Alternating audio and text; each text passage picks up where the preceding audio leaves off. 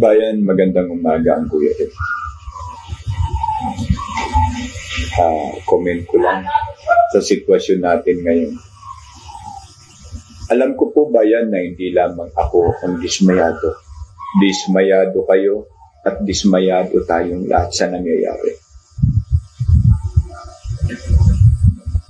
Ang ating bansa ay kakaiba sa lahat ng bansa sa daigdig. Tanging sa Pilipinas lamang niyo makikita na ang hari ng mga magnanakaw o ng buhaya na involved sa lahat ng corruption, especially the DPWH or the other insertion from GAP, si Romualdez, ay tatayo pa ngayon bilang witness. Ang inabayan, nakakaputang ina.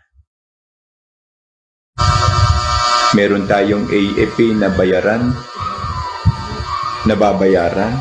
Hindi matanggihan kasi nadiskubre ang 15 billion appropriate budget para sa Sandatahan Lakas. Pero there is a building, the Browners building sa the port. At meron tayong PMP na hindi mo maintindihan kung lost ko man. Why?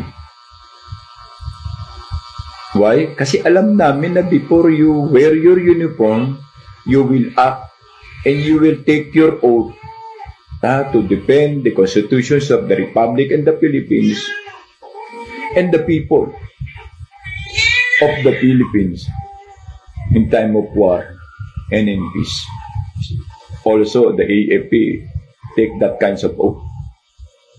Pero nasaan na? Ang taong bayan po ang naiipit sa nag-uuntugang bato. Hindi makariyak sa panawagan dahil natatakot sila. Sila na lang, o kumbaga sa sila na lang ang ating inaantay, pero tayo ang kanilang inaasahan. Let's go! Go na tayo.